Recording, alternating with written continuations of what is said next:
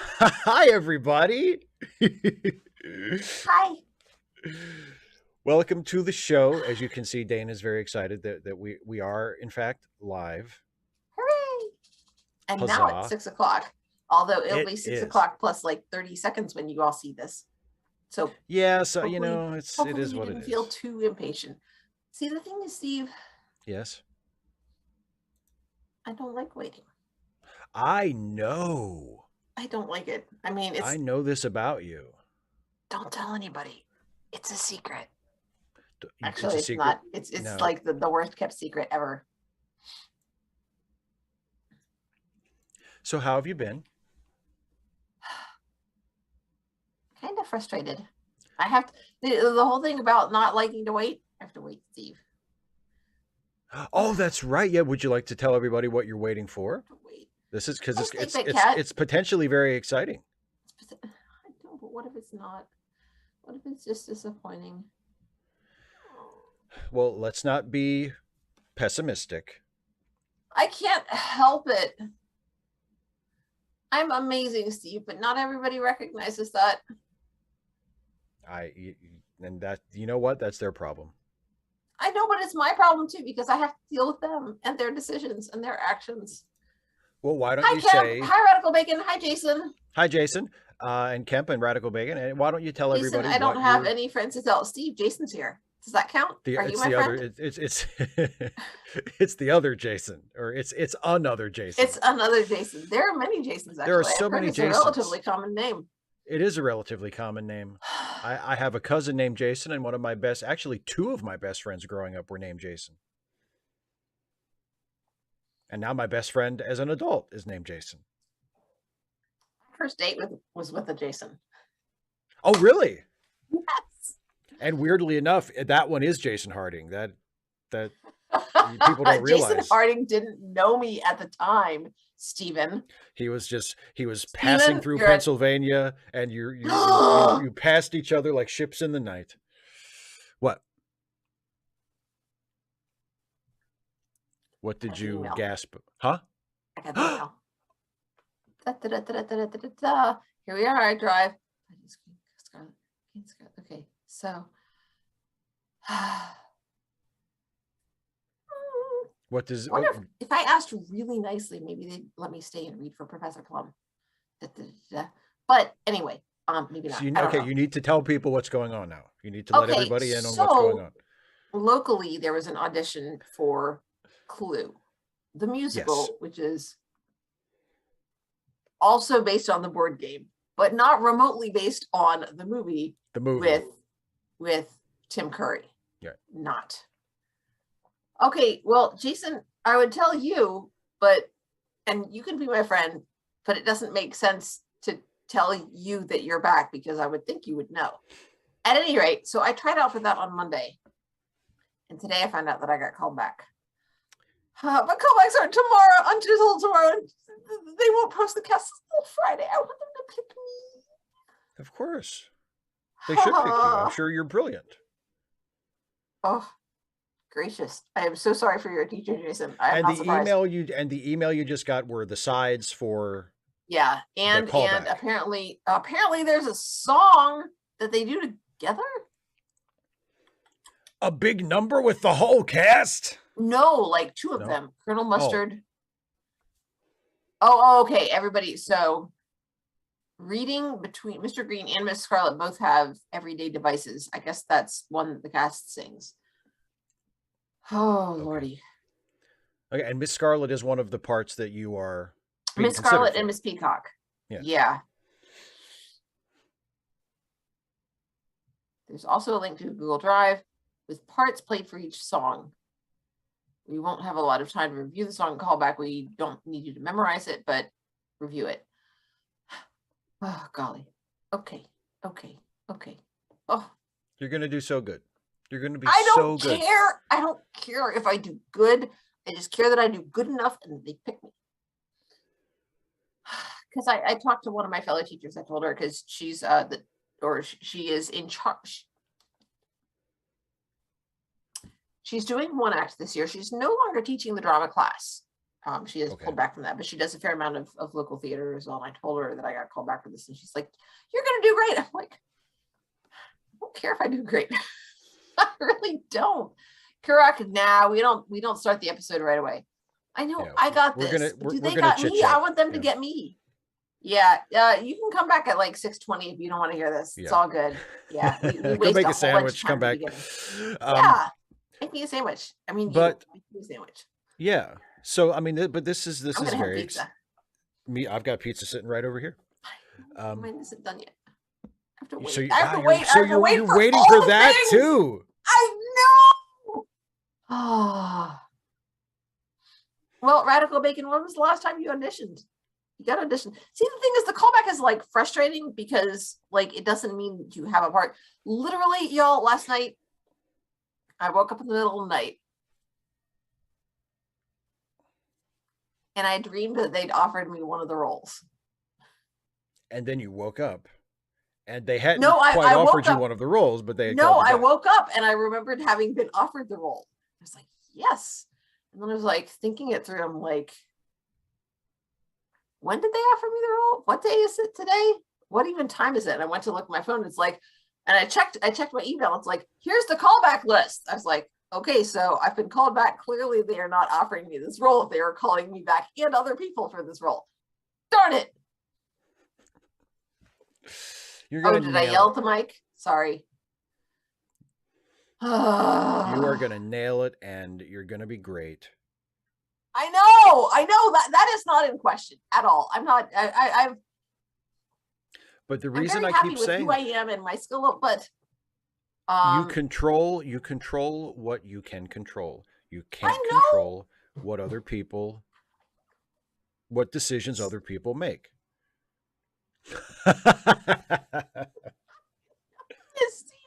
That's why I'm so frustrated because I don't know if they're gonna. I don't know what they're gonna decide. I don't know if they're gonna pick me. Caitlin, pizza. I know some people call it a pizza pie. No, pizza is not pie. Okay, why is Pie? pizza not pie? Pizza, because pizza is not as good as pie. So it's purely a qualitative thing. There's other things. No, the green room isn't one of the options. Snake Bit Cat. Let me see if I can remember all these. Let's see. You've got the hall, the conservatory, the kitchen, the ballroom. The dining room was in the movie, but I don't remember. I can't place it on the board. There's like the billiards room, which I think is the study. I think that's the.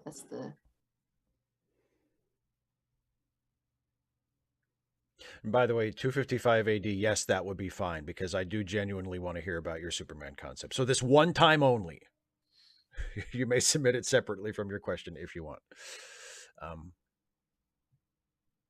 Or 255 AD, you could look for a way to sum it up and just, because that's what I do sometimes when I have more than one thing I want to say. I just cram it all in there as long as it's under what? I mean, if possible, that would be great too. But yeah. Yeah, so. Study goes to the conservatory. Kitchen goes to the. Nope, I don't got it. They're gone. There's like 8 rooms. I don't remember. Don't really care, honestly. Green is one of the characters and it's one of the little playing pieces. Also, Steve. Yes. I have a question that is not important enough to be an ask away question. Okay. Why are because other playing pieces are shaped like that? They're similar in. Nope, not Sorry. There's another game that's kind of like Sorry that has similar shaped playing places to Clue, where they have a little up and there's a little bloop at the top. Why are they shaped like that? I guess maybe because they're easy to pick up like that. Because they have the little it's like the little thing on the top that's like the head, and you can. So it kind of fits the fingers easily. Yeah, I mean that would be my guess, but I don't. That makes sense to me. It's acceptable. Know. It's acceptable. Well, I'm glad you find my possibly incorrect explanation acceptable. I like I said, don't really care about it that much. There so Steve, how has your week been? Well, I was gonna say before we move on to how my week has been. I mean, there is one There's more. potential, huh? Well, I'm sorry. There's more. There is one potential downside if you do get a part in this show. What's that? Well, you might not be able to go to the Y and work out as often. Yeah, but that's a good segue, by the way. BT dubs. Thanks for lampshading it. That's I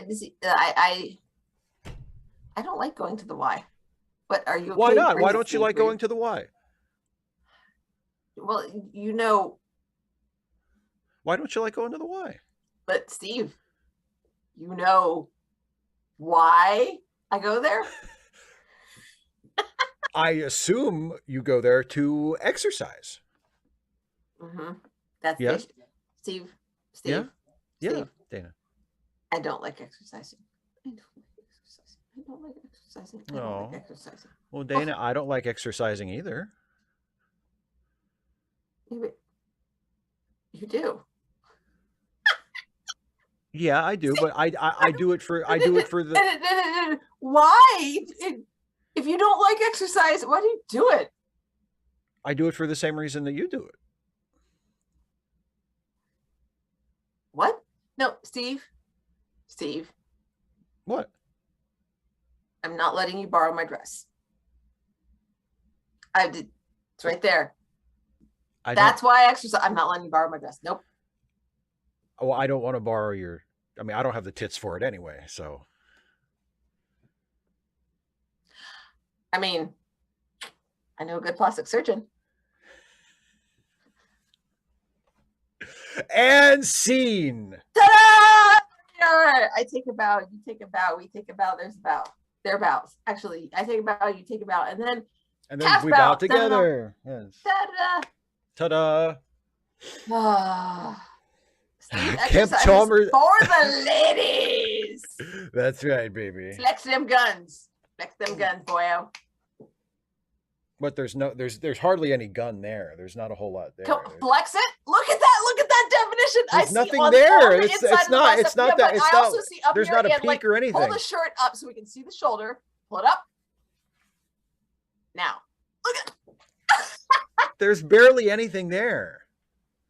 There is definition. I can see it. I mean, it comes through the Zoom. I don't know if it shows up on YouTube. I mean that's the good arm. The left arm is. Okay, let's see it then. If you're claiming that the left arm isn't as good, that is not a flex. You're just moving it. Tilt it back a little bit. Come on. Oh, nice pop there. It's. So let me see. Where's mine? I appreciate you patronizing me. See, I have even less. I can see where it is, but I have less definition than you. Although what's interesting is when we do like shoulder races and stuff, things like that, or flies, when I've got my hair up and I'm wearing would probably be able to see it here. Like when I do that, I can see a difference between the one where my lats have literally been moved and they're not there anymore. Like my shoulders are shaped differently, and they look my what's this one here called? It's not my lats. The trap. My traps look different because like they don't have the support of the lats back there. It's real, and it feels different as well. Like I can feel pull in different areas. It's really interesting, and I'm just like, I'm not symmetrical. And as I'm looking like in the mirror to check my form and stuff, I'm like, that's me, not symmetrical no more. It's really cool. David, I like The Expanse a lot. I like The Expanse very much. It grew on me after the first season. I was kind of like, oh, this is okay. I'll keep watching it. And it kind of snuck up on me.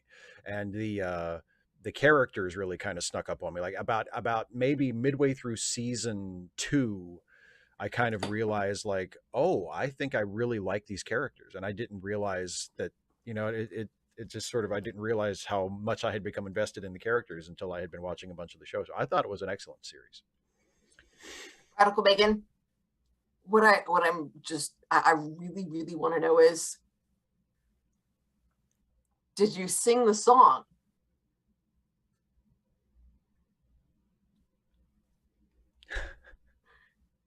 A hole in my heart. There's a hole in my heart that can only be filled by you.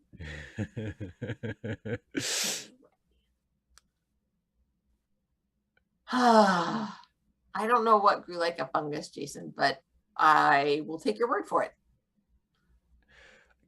You know, Dana Kirok says you could beat me in arm wrestling. I would not. Do you know why? Do you know why?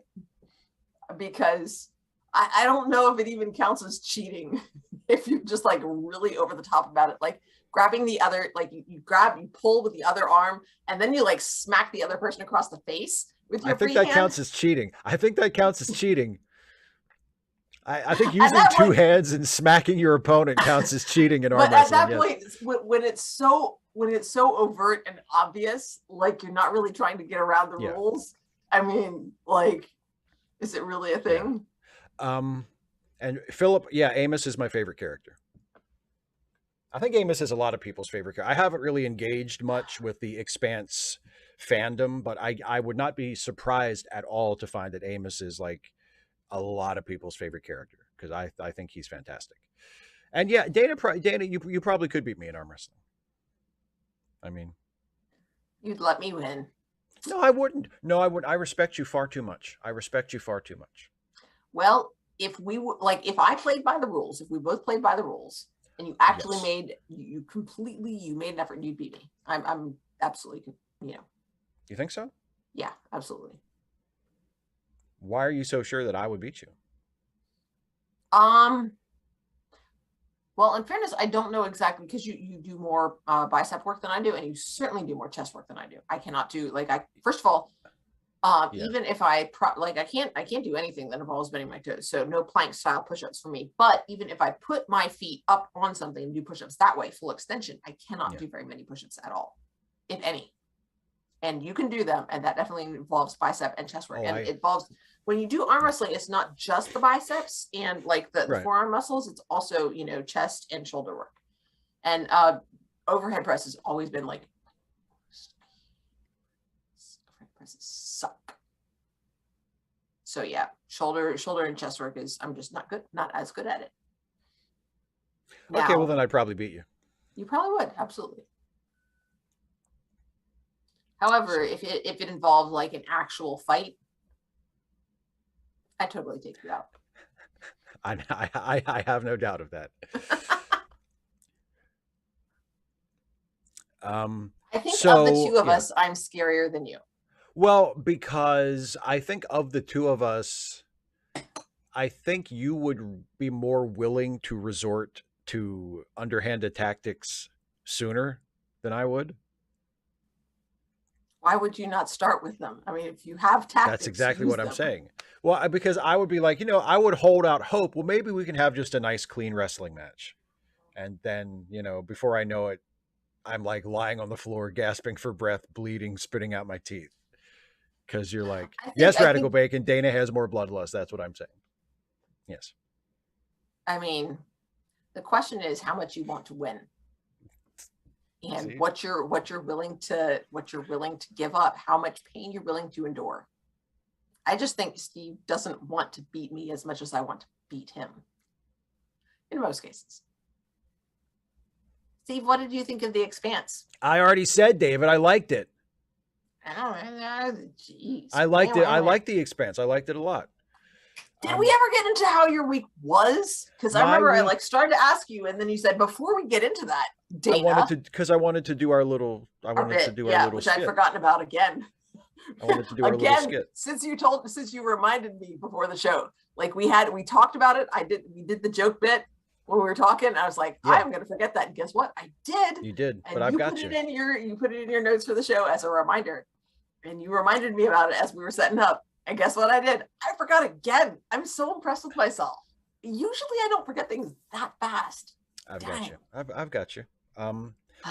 So I will talk about my week a little, but just do you have the episode queued up and ready to go? I have the episode queued up and ready to go, or at least it was. I may need to reload, but okay. And just to remind everybody, we are watching part 2 of Past Tense. And hopefully Dana likes the second half as much as she liked the first half. Or more. or more even. or more. So yeah, It so is not out of the realm of possibility. Completely. so get that one, get it queued up on your end if you haven't had it queued up already, and we'll start watching that in a few minutes. Because we're My going to week get was going in the next half hour or so, or less. hopefully a lot sooner than that. I got wrestling to watch tonight. I love that dinosaur dress. Tonight is It's a so big night cute. for wrestling. Tonight is the unification match between John Moxley and CM Punk. I don't know why Are they're they putting getting it on. married? Yeah, I know. I don't know why they're putting it on free TV instead of the pay-per-view that's coming out in like 2 weeks.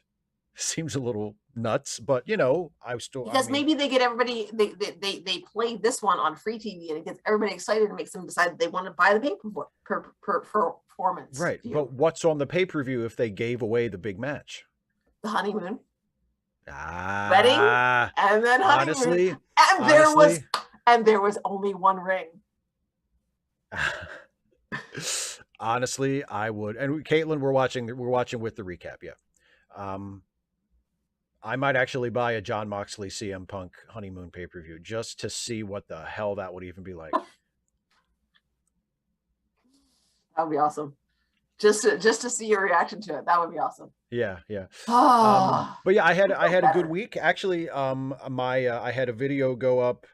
On Monday, my video was a comment response video to comments from Star Trek videos, and people seem to respond to that really well. And then just today, my video it was a video that I was commissioned to do to That's right. rewrite a That's right. yeah to It's that rewrite a one. classic to rewrite a classic TNG episode that is actually a Data episode and make it a Wesley episode, and that seems to have been really well received. So I'm glad. I'm so But glad. I yeah, mean, I'm and not and surprised at this all, but it renews my faith in the fandom. well, I mean, let's not go crazy, but yeah, it's. Well, what? It was a good concept. I saw actually my favorite comment that I've gotten so far is somebody, and I mean, I'm making fun very gently because it's a lovely, well intentioned, and it's a great compliment. But they said you should stop making YouTube videos and start making Star Trek shows, and I was like, well, I'll get right on that because it's completely up to me. Well, but I mean, of course, it's a vote of confidence and Yeah, high confidence in your it is. abilities. It's a lovely thing to say. It really is, and Yeah. not remotely unwarranted because you have brilliant ideas. Aw, But you're very nice. I'm glad you get to do something where you are like it's just your work. Yeah. Yeah. Because let me tell you, when you have to wait for other people to make decisions, you're really invested in those decisions. You know this. Yes, I know this from immediate experience. So you're gonna, after we get done, you're gonna watch wrestling. You know what I'm gonna do? I'm gonna What are open you up gonna them do? sides and I'm gonna look them over. Yeah. Till you know them backwards and forwards. Jason, I am. I mean, I'm still not watching WWE. I haven't watched WWE since 2016. But I mean, from what I've read online about reports of how things have gone since Vince retired. Um, uh, I can only imagine it doesn't seem like it would be that much different. I mean, well, Triple I H mean, has been a significant. apparently morale has been higher because people, like, especially among members of the crew and like the announcers and stuff, because they don't have Vince yelling at them through their headsets for the entire show, which he would do because he's a psychopath. Uh, so I mean, Now, Steve, it that is seems like unkind. That is you're unkind. right. Not all psychopaths are Vince Vince McMahon, McMahon, or like Vince McMahon, and he may not even technically be a psychopath.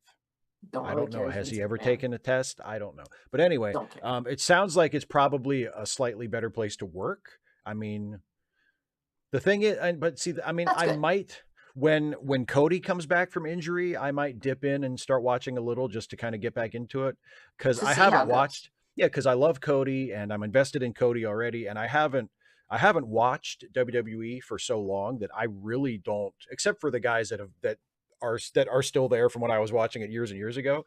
Um, I don't really know anybody. I haven't really gotten. I don't know the product, so to speak, because I just don't watch it. So when Cody comes back, I might start checking it out a little. But so. Oh, Caitlin says, by the way, Steve, I've been wondering what you thought of John DiMaggio's version of the Joker from the early O's. Ever since I found out about him, he's kind of doing his own thing instead of doing Hamill. Yeah, I remember he did the Joker in. Did he do the Joker in the Red Hood cartoon, the Red Hood animated movie, which I didn't think was very good, but I thought he was good as the Joker. And you're right, he's doing something As the different. Joker, yeah, he's doing something. He's not, yeah, because you're right, because Mark Hamill's take in animated series is so It was definitive iconic, that yeah. yeah, it's like it's hard not to do him. You know Mhm. what I mean? Like, because even like when I do a Joker voice, even though he is not like, I mean, no disrespect to Mark Hamill, his Joker is fantastic. He's not my personal favorite Joker, but I still do his Joker when I'm doing a Joker voice. Like it's so instantly recognizable. But also it is a voice. Yes. As much as anything else. It is a voice, yeah. Now, and who is, I think Alan Tudyk does the Joker for Harley Quinn, the Harley Quinn animated series. And he's doing, it's kind of Mark Hamill, but it's a little different. Like he's doing something similar to Mark Hamill, but he's also kind of doing his own thing with it. So it's a little bit, it's like not as different as, okay. Yeah, but he's good, but he's very good. Think back, because I remember I told you this and you were like, okay, yeah, I can see that. Think back to I can't remember, Sarah Silverman movie. Didn't like it much. Video games. Help. Wreck-It Ralph. Yes, where he was King Candy. Is the voice similar to that? Because I can see, yeah, I can see that being a Joker-ish voice, and a little bit of a lisp to it. Well, and the thing is, like, and I mean, because Caitlin makes a good point, like, because when John DiMaggio does the Joker or has done the Joker, he's playing it as a straight serious character. I mean, still, there's always a little bit of comedy with the Joker, but he's supposed to be like scary, lethal Joker, and yes. Harley Quinn is straight up comedy. So when Alan Tudyk is doing the Joker, he is explicitly playing him for laughs. So he's doing different things than John DiMaggio would have done, or even that Mark Hamill usually did. Because even in the animated series, even though, again, that Joker had some funny lines and there was a comedic side to him, he was also, we're supposed to take him seriously as a bad guy. Yeah, that's interesting also, though, because that was on cable television, wasn't it? That was on Fox and then WB? The animated series? Yeah. It was on Fox. It was originally on Fox, and then the new Batman Adventures was on the WB. But yeah, it was all on broadcast. Yeah. Right. Fox so, but this is on HBO. So yes, conceivably, like it could go darker. But so that's a choice to. Well, and I mean the thing is, like with the Harley Quinn show, I mean it does go incredibly dark, but it does, but it goes for a laugh. Right. It's an interesting juxtaposition. Yeah, the Harley Quinn series is at times is incredibly dark, but it's always trying to make you laugh. So, Blake, I'm sorry you're going to miss part 2, but remember you can always come back and just watch the video. Yeah, absolutely. Yep, on YouTube. Absolutely. So speaking of which, shall we watch the episode? Steve, start the show. Yay! Are you all set up and ready to go? I'm gonna go ahead and make sure you're. Shoot! I just opened the window and. Go back, pause. Where's my go back button? And by E.R. Mixon's craziest theories, I thought the Mayor Joker thing I thought that episode was really funny. I like. You mentioned that one to me. Yeah, I love. Dana, I told you about it. The bit where the Joker and his son are on the roller coaster, and Gordon and they're screaming in terror because it's on like a broken roller coaster, and Gordon is trying to save them, and they see just a shadowy figure swoop down in front of them. It's Batman, we're saved. Well, he actually says it's Superman. The kid says it's Superman, we're saved, and then they see it's Gordon, and Joker goes, "Oh no, it's just Gordon, son. Keep screaming." So as one does. So anyway, so are you all good to go? I'm ready. Like when I opened, when I pulled that window up to put that window on top again, it started going. I was like, no. So I made it go back and I paused it. So now I'm paused and it's reloaded and it should be fine. All right. And we're paused at 0. Caitlin says that she prefers part 2 to part 1. So no pressure. All right. Here we go. You ready? I'm ready. You gonna count us in? I'm going to count us and I'll do 3, 2, 1, play. We all hit play when I say play. Okay. Here so ready. we go. 3, 2, 1, play.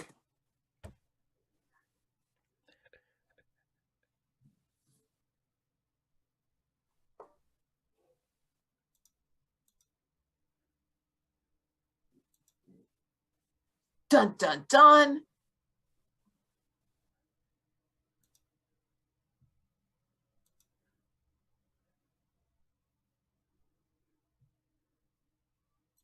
Remember the first week of September. Just quite skin, but I can make it work. I'm good. I got It's this. just all it's all in the phrasing. Subdivision. Remember. Oh the God, first that week hair. of I forgot about September. that. Ugh. I don't like it. I don't like it. Well, get used to it. Wait.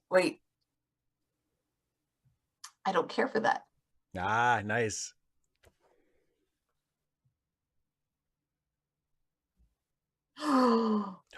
But wait, heavens we're to not Betsy. done yet. I really thought I Yeah. was like, really? That's it? That's not the Nope, cliffhanger. that's not it.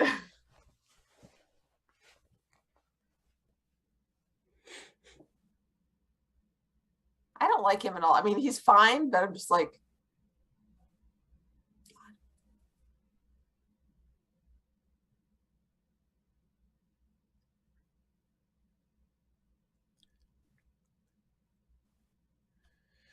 Please let history show that Gabriel Bell blew this guy's head off with a shotgun.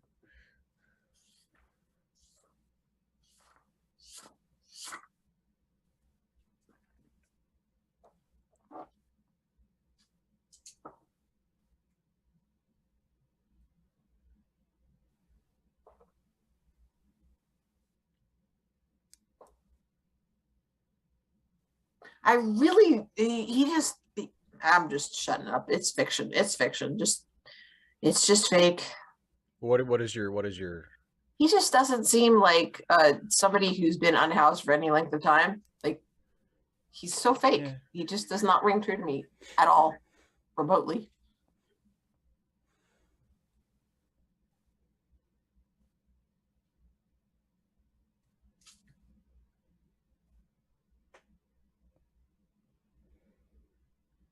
Good idea.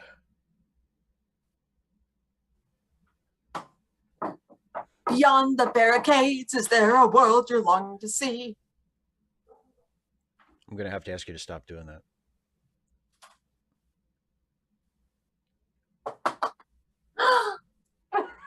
Pizza! Pizza has arrived.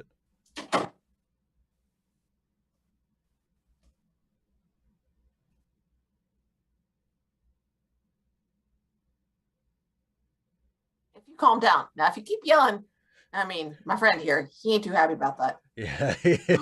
Oh, Frick's directed this episode. What a nice fellow. Yeah, he did it out of the kindness of his heart. And money. Yes.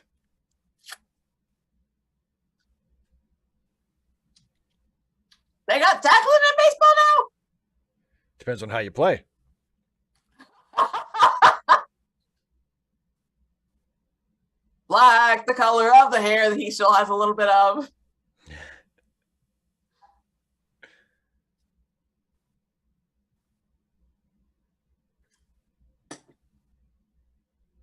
Log on as a guest. You don't get the access if you're a guest.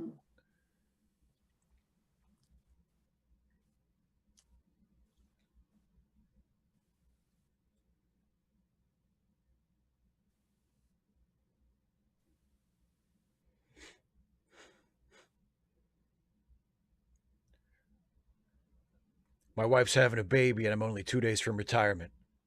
Uh-oh, that's not good.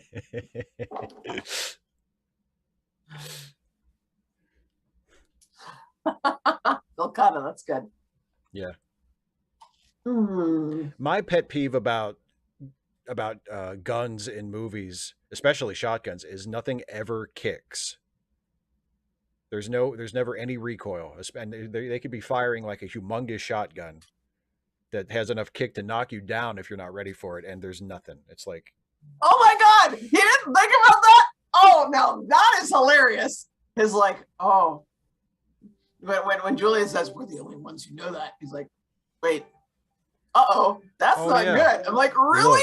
Really? So it wasn't an offer to sacrifice himself. It was just like, an unthinking moment from, the commander, whatever. Look, Julian, I'm kind of freestyling here, buddy, in case you didn't notice.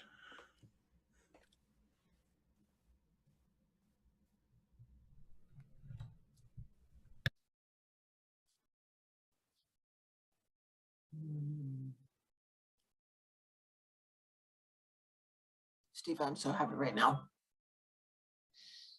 The pizza is so good. Y'all, I hope you have pizza. And I hope your pizza is as good as mine. Because I like you.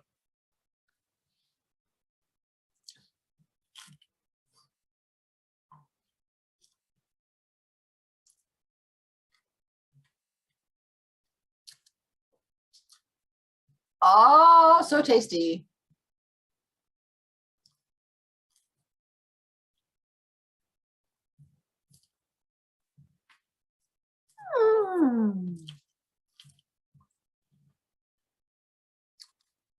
Delicious, delicious.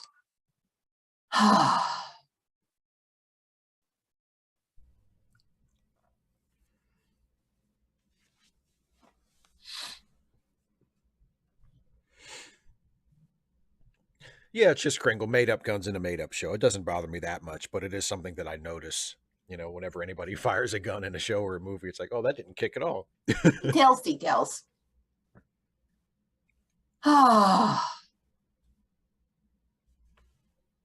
I'm so happy. I love pizza and booze. I'm so glad.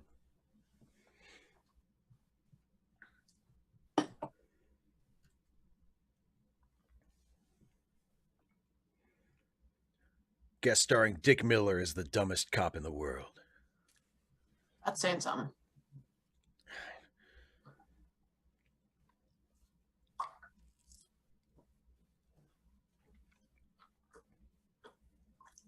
Let him in. He's Bill Smitrovich. I did. 255 AD is a reminder. We don't want people to forget about the station that is in deep space. The 9th station that is in deep space. Very important. Jason, that sounds delicious.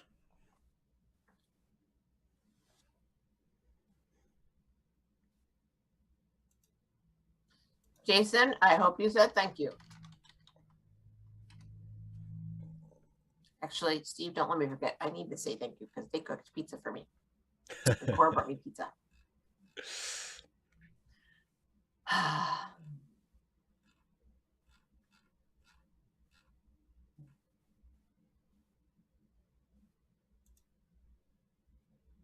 Caitlin, yeah, I've seen that.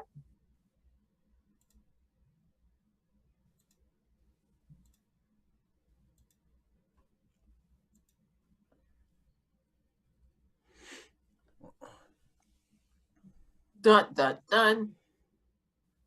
Directed by Jonathan Frakes. Fact or fiction?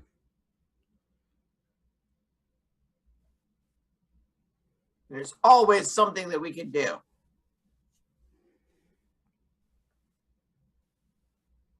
I assure you, you can. It's completely possible. I've done it a number of times.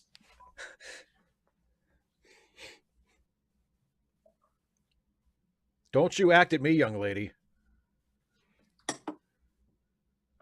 I'm the recurring character. Don't you tell me what to do.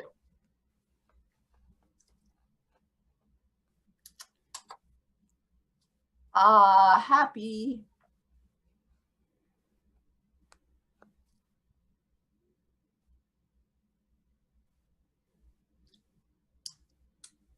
Caitlin, that's a good point. I mean, the computers look like something from like 1982. Let's be honest.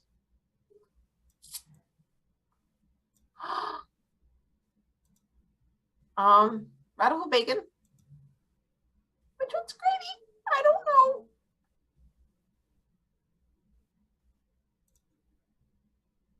Although, if Grady's the one with the hat, And that was Iggy. If that had been Iggy Pop, that would have been so much better.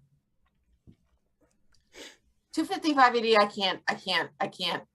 I mean, I'll have to go back and I'll have to listen more, but I can't get past the hair. Don't even get her I started. do not like the hair. I don't like the hair. Wait, what'd she do with her nose? What's going on?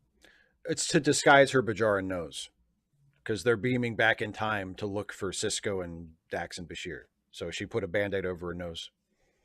Oh, it's a Band-Aid. Okay. Yeah. It doesn't look like a Band-Aid, but okay, whatever. I'm shutting up. It's a future Band-Aid. Yeah, but Caitlin, why did the remote terminals have to look like, terminals from the late 70s, early 80s? There's like zero reason for that nonsense. See, Steve? Nonsense. Yes. I can say that. Nonsense, yes. I said nonsense. I haven't sworn yet. I'm pretty happy with myself. I'm actually happy. I'm really happy right now, Steve. I'm glad. I'm so glad. Hercule Poirot. Bless her heart. That's pretty cute. Yeah. That was pretty cute. I love it when she wears just a crochet thing. It looks more like one of those Breathe Right strips. Yeah, I meant the tunic. I know, but I was talking about the Band-Aid. Is that Iggy Pop with the hat? No, that's BC. I think Grady is the old cop that Dick Miller is playing. They needed to put Grady in for BC. Him. You think? Yeah, Iggy Pop has that sort of, very stretched out. So you think Iggy Pop should have played this guy? Not him. I mean,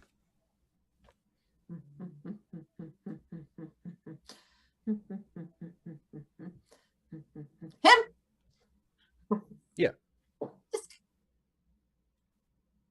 Oh, Radical Bacon. That's a bummer. Well, because he was busy directing the movies after this. 255 AD, I'm making a prediction and saying nope. Yeah, that's 255. That's right. This is 2024, so it's all going to be true in 2 years. Also, here's the thing. I don't know if you guys have noticed, but fashion doesn't involve pajamas.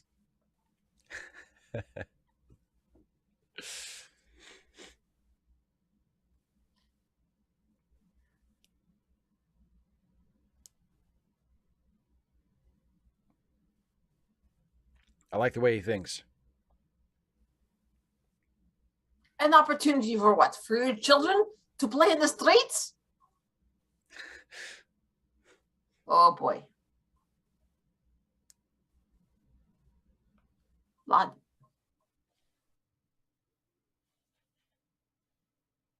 I like cotton. It's soft. Yeah, Iggy Pop plays a Vorta in a later episode, and he's hilarious. Jobs schmobs. You don't need jobs. Oh, there is enough for everybody. Why are you so focused on jobs?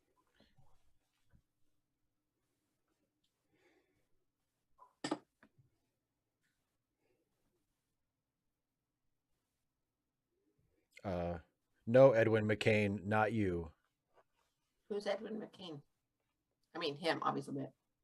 Wasn't he a singer in like the 90s? I think he was a singer in the 90s. Don't remember him. However, that may be because I'm slightly more than tipsy. Chris Kingle, that's so not true. Nobody wants to work anymore. Nobody wants to work for jobs that compensate them poorly or do not provide meaningful work. Like I said. Hmm. Yeah, exactly, Radical Bacon. Quiet quitters get sent to the sanctuary district. And I'm an alcoholic. Well, you could probably tell that. I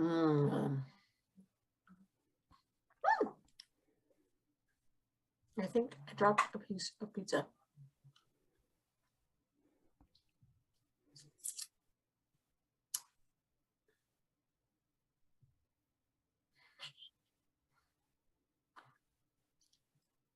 Why did you press this button? You should have pressed that button.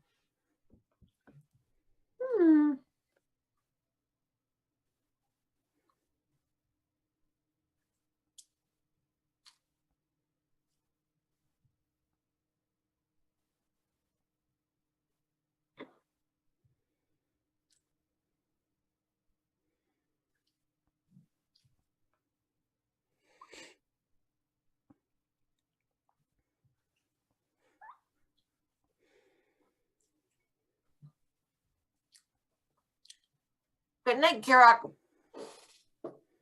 Sleep well. Thanks for stopping by, Kirak.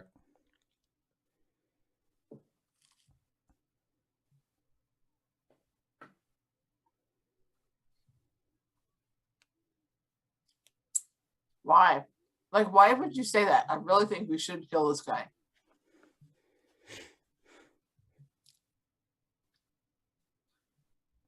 We don't negotiate with terrorists. So let's negotiate.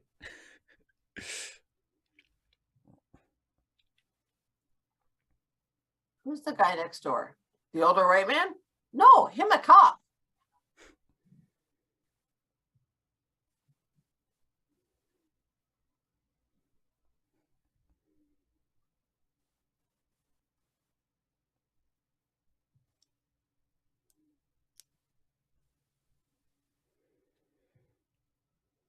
Why are you going to say you don't want to harm them? Why would you say that? You say you don't want to harm them, but you will. Well, isn't that exactly what he just said? No. Apparently, they said they weren't going to harm them. Oh, Webb said he didn't want to harm them, and then BC stepped in and made the threat. Yeah. Well, they're working as a team. No, they're not. Say frustrated. That works better. Shoot, I'm beyond tipsy, and I know that.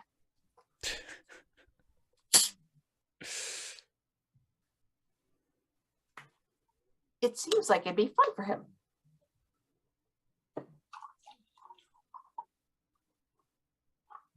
He has no way to deal with the stress. It's called often a hostage. I want to kill. That was my way of dealing with the stress. They got what, 6 of them? They got 6. They don't need 6. 5 is fine. Yeah. Just get rid of 1, and then people take you more seriously. Holding him back. Yeah. Okay. Why? No. That's a bad idea. Don't meet with the detective. Don't.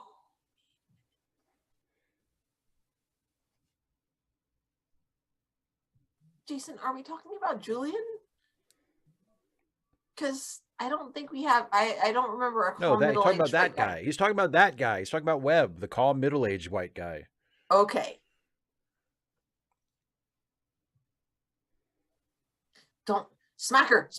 There's no friendship here. She's lying. She's obviously lying when she says friendship. Okay, I'm sorry. So you're saying that the leader of the guys taking hostages should smack the representative of the police who is negotiating with them. That's your strategy.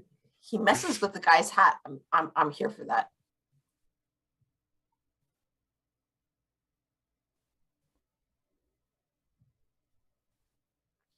What's the Federal Employment Act? I really was not clear on that. It's just a thing.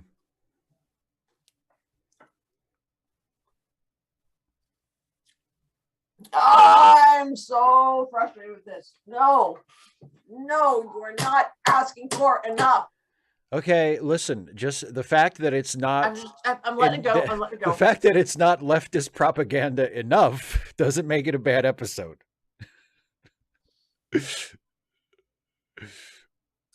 Caitlin, I'm waiting for that because, yeah.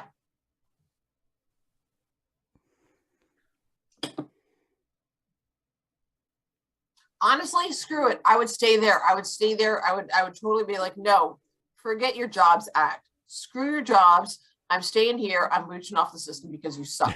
I'm staying here and mooching off the system.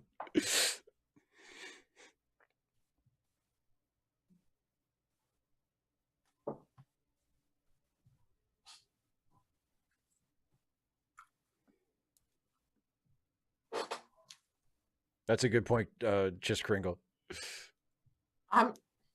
No. I'm not with them anymore. Okay, then I'm sorry.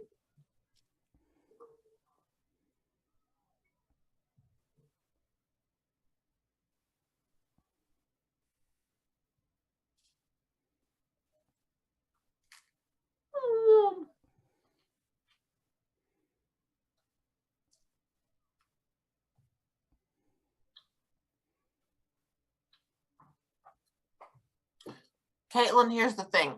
That's not going to fly. I mean, sure, propose this, whatever. No. No.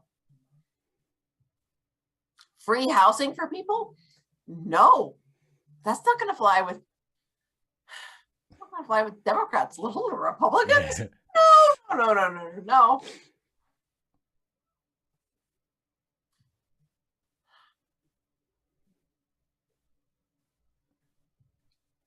25580. I don't care. I really don't. It's no, don't care.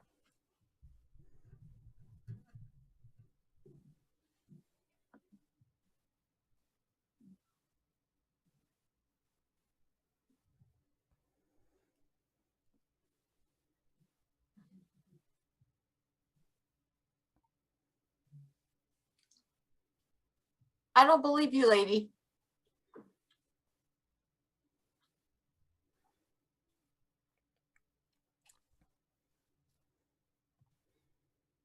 No, they don't. Nope. No. I don't think I'm going to be able to like this. Why are you? I don't understand what your problem is with any of this. I think you're as I'm there. Okay, so you're it's like you're critiquing the politics of it for not going far enough, and you're not even talking about. No, stop. In this case, no, stop, because I am her. You don't think what she just said was a meaningful thing that everybody tells themselves they're not? She's saying people letting themselves off the hook is part of the problem. No, because that's not letting yourself off the hook. Yes, you have to let yourself off the hook. I get that. That's not the issue. The issue is what you tell yourself is different, and it's different in a significant, in a meaningful way. What you tell yourself is you do what you can and you hope that it matters. That is what you tell yourself. Okay, but I know because I'm there. But can you understand why a person in her position would say what she said instead? Even if you don't think it's the thing, you can't imagine any person in her situation saying what she said, even if it's not what you would have said. No, because it's not what a person would say. 100%, dude. You can't imagine anyone in her situation saying, everybody says that and nothing ever changes. No, everybody says what? What Julian said to her. It's not your fault that things are the way they are. That's what she was responding to.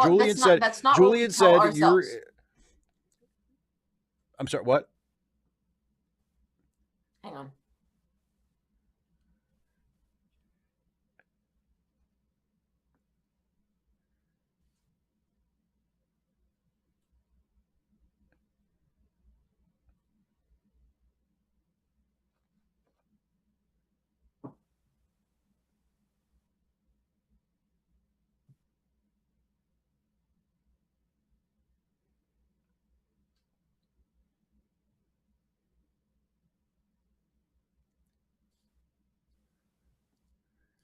Caitlin, almost, but this is longer than Hilda.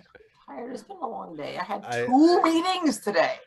I've always loved the way Avery Brooks plays Cisco's just utter exasperation with him in that scene. Huh? They have a bus. They have a little VW bus.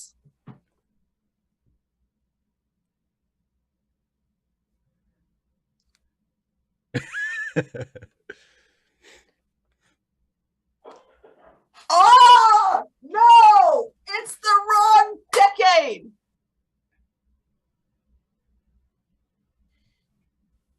The 60s won't come back into style until the 2030s. Everybody knows. Well, they're literally in the 60s. Oh, they went back to the wrong time? Yes. Missed They're that. trying to find where Cisco and everybody else is, so they're beaming back in time to find them. Okay. I missed that. Sorry.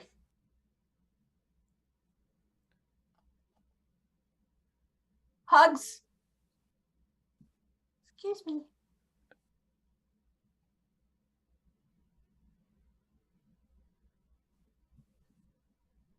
in that case, the electric guitar seems a little bit out of place for like the sidewalk in the 60s. Or weren't they just? I thought that was like supposedly they were just playing music in the van. They were like listening to the radio or to a Absolutely record or possible. something. Yeah. I bet they had a record in the van. Speakers. See, I'm sorry, I'm pretty gone. You'll have to explain to me again what the lady with the brown hair said. That was like, I objected to it, and I don't remember what it was. Oh, well, I'm like not remembering. Bashir said it's not your fault that things are the way they are. Okay, I'll Later, I explain it have to later. pay I'll explain it attention later. to the now. Okay. Okay. No. Oh That's boy, right, son. Caitlin. That's right, Blah, Caitlin. say That's what that. it was. Need more drinking. No, they're going to close down the sanctuary and put everybody in jail and put them to work for peanuts. In fact, not even peanuts. Just say you have to work or else we'll smack you badly. Caitlin, that's a very good point. This was on cable. You have those sounds. With the long floppy hair, it's like he's in. Oh, Brainy.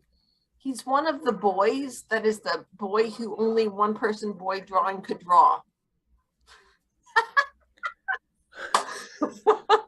I don't have any idea where to start with that. Okay.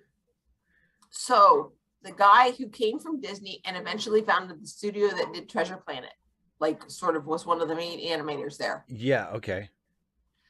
He had like one hairstyle that he drew. Oh, okay. And that was that the floppy haired, yeah. Yes. Also Leonardo DiCaprio. And even since then, baseball talk. Wow. Really, really, really comfortable right now.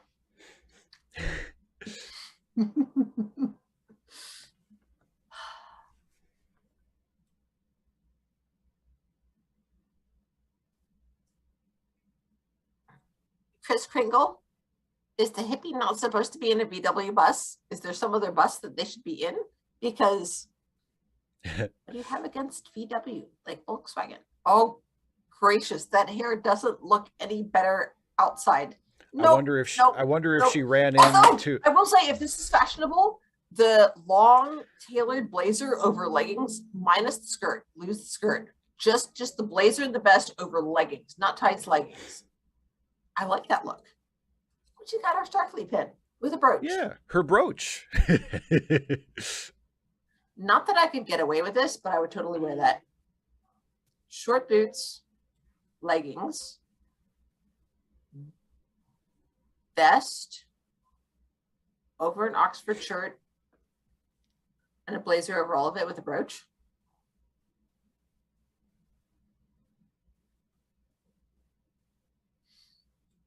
I don't know if I have any more tailored vests, but I'm like literally thinking through this outfit.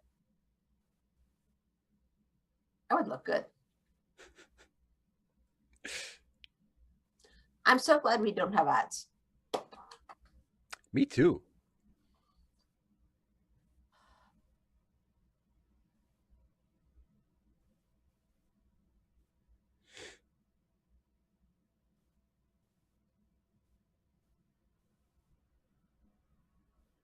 My friend Gabe, wink, wink.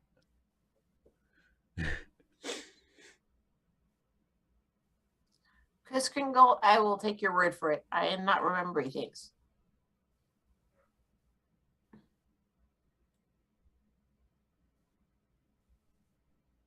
Well, I will say, I like his hair.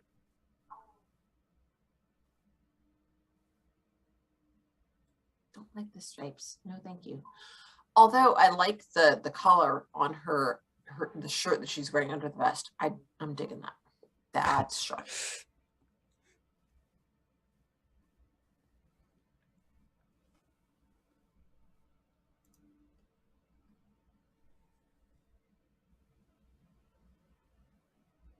Chris Kringle, you're so right. They need more public art in the Federation. Let me tell you, we got plenty. I won't say plenty. We have lots of public art in Chattanooga. It's awesome. Steve, after we show, Yes. after the episode, we should talk this much because Wordle about that guy, Chattanooga. Oh, Eric! the graffiti. Yeah.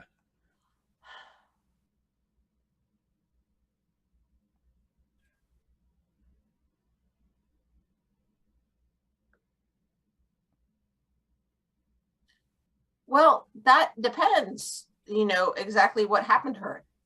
If she's pulverized enough, it won't matter. They'll be like, what's the point in trying to do an autopsy on this? 255 AD, I missed the bit about the governor. I don't remember who the governor is. I did not know they were talking to the governor. I thought it was just some lady. Was that the governor? No. Okay. But the cop reported that the governor is considering Chris Kringle. No. Star Trek is not predicting incels. Incels existed in the 90s. They just didn't call themselves incels. Let's be honest. Dudes who felt entitled to women's attention have existed for long time.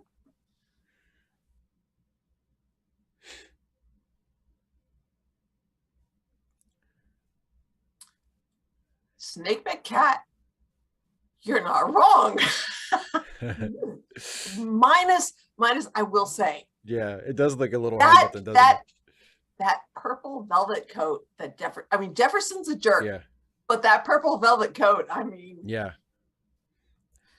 It does a lot. Oh no, Clint Howard wandered onto the set. Clint, come on, we're shooting a TV show here, buddy. Get lost.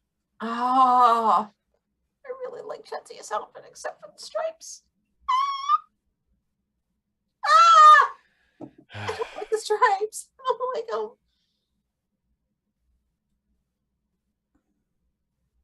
Caitlin, I didn't know that. Chris Kringle, it's like this in-between kind of thing. The brim is not as short, it's not as narrow as a pork pie, but it's not quite a fedora either.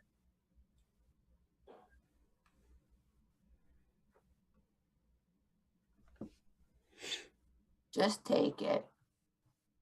Oh, that was easy. That's great.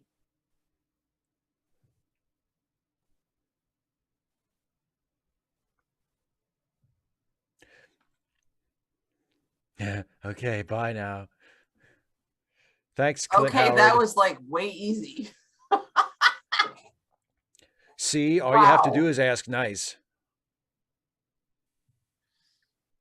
I guess they needed to stretch the episode out a little bit because I know it's like it's like that. Wow, there's just no drama there at all. She just asked for it back, and he's like, "Sure, here you go."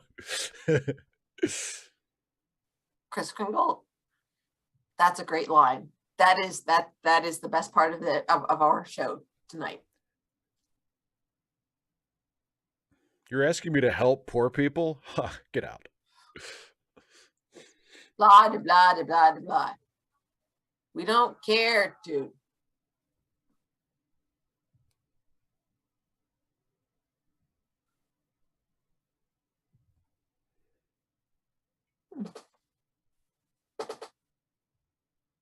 Blah, blah, blah. Don't care. I've never broken the law. I want to just look at Jansia's costume some more.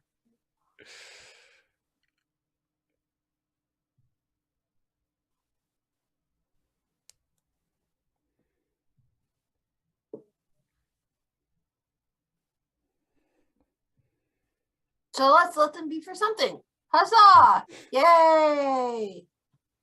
So much better.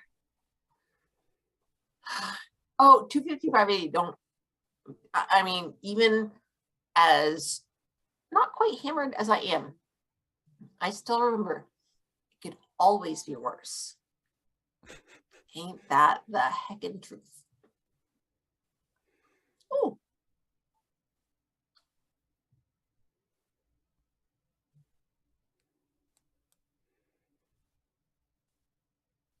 I don't like it.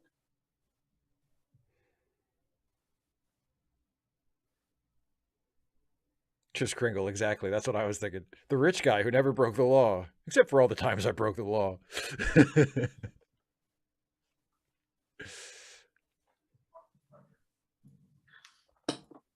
What? There's only 6 of them.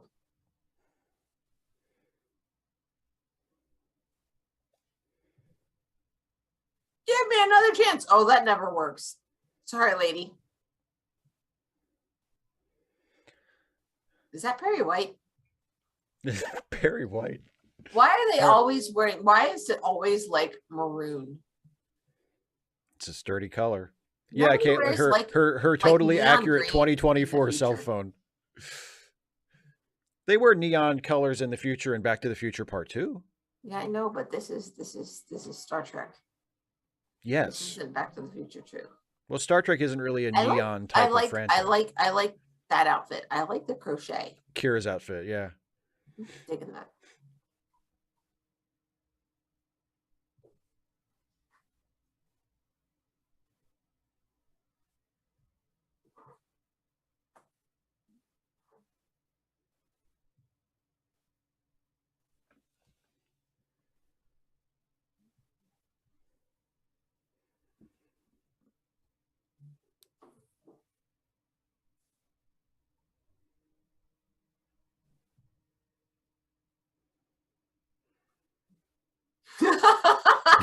And if you're wrong, I'm blaming you.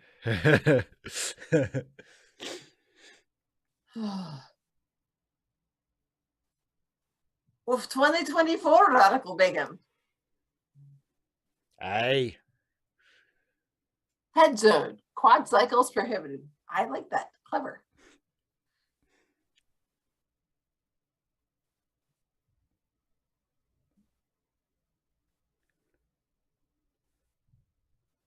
Tap your thing. Oh, wait, she doesn't have to.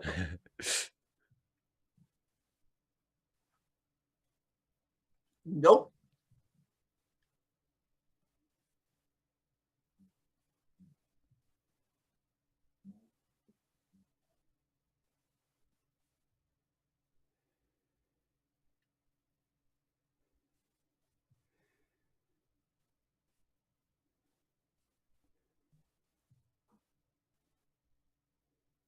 Don't care. Yeah, I like that. Nobody cares about tennis, dude. Not since the Williams sisters took over. It became so repetitive.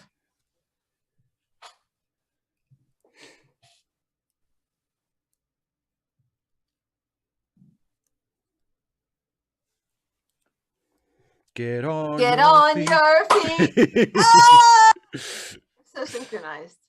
At least when I'm tipsy.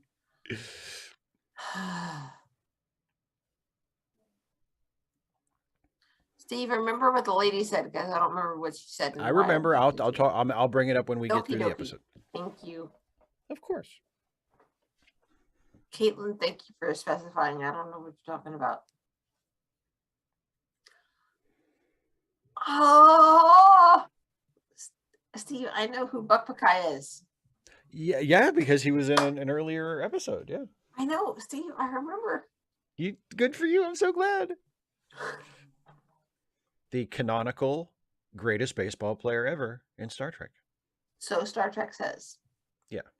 Well, I mean, yeah, because he doesn't exist anywhere else. Sorry. His Indiana Jones moment. Nah. It belongs in a museum. Okay, bye. Nobody cares.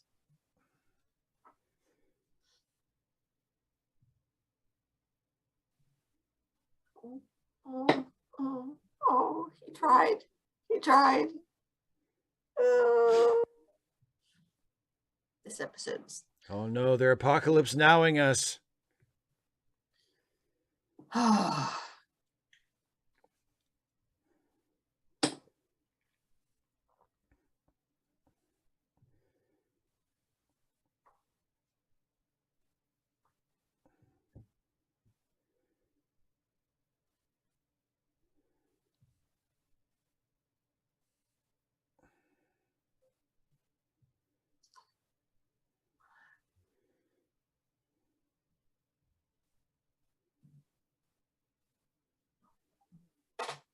Because we saw this.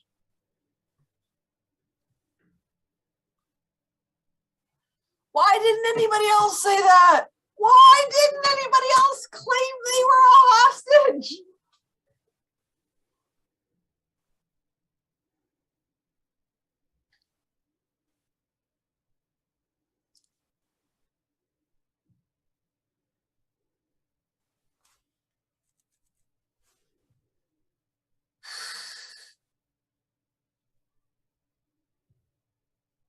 Yep, that's believable. Yes, we're officers. Give us your weapons. We can handle things in here. And they just hand it over. Huh. There was trouble on 2nd Street, didn't you hear? Blah, blah, blah, blah. Shock and gasping.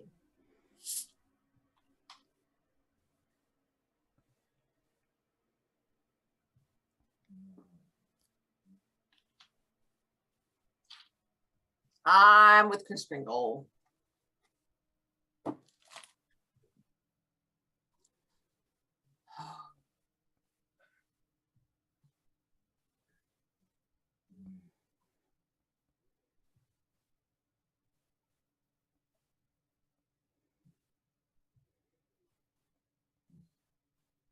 Wow, they're neatly spaced.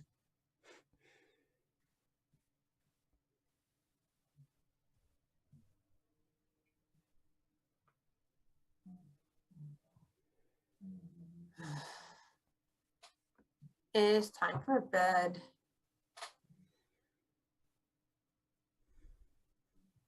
Caitlin, I'm right here with you. Yes, because, oh, they're talking to this dude. And he has had, don't, they're aliens. They're just going to go back to their alien ship.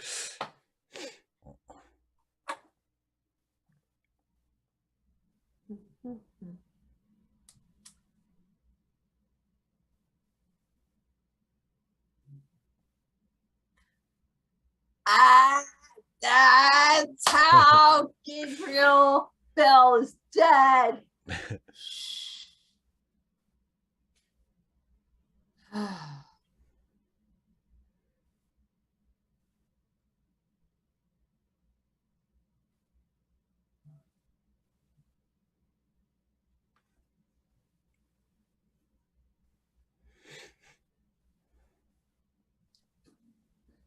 Essentially, Jane, the episode is still available and we don't say a whole lot.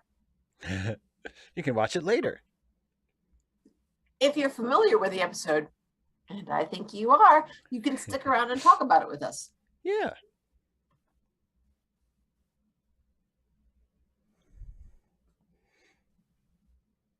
We got like 2 minutes left. We still have to sit through. Historical documents.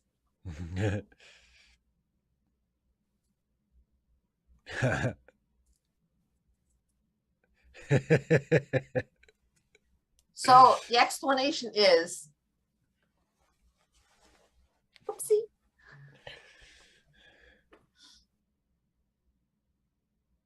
Oh, Azalea Jane, there's a lot of quiet. And he's saying, I don't, you explain it to me later.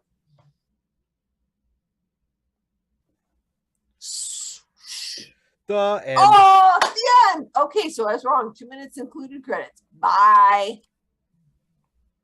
Okay. Oh, there's no more. So. I really need more. What the lady said was, well, first of all, Julian said to her, it's not your fault that things are the way they are.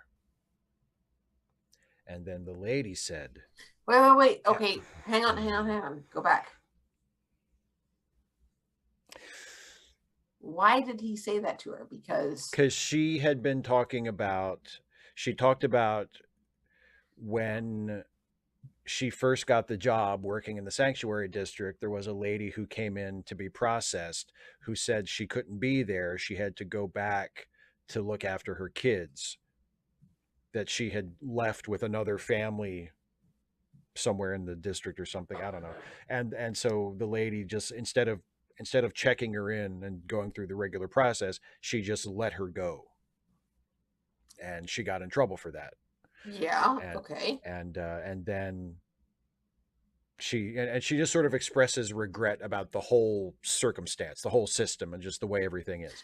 And Julian Okay. reads that on Okay. her Okay. and said, Julian reads that on her and says, uh, "It's not your fault that things are the way they are."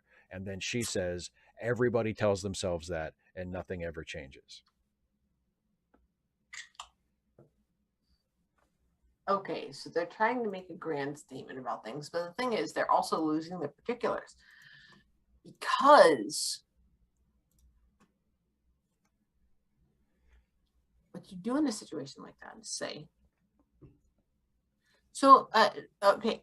So holding on to that, I'll come back to it. I'm going to come back to it. Okay. But Okay.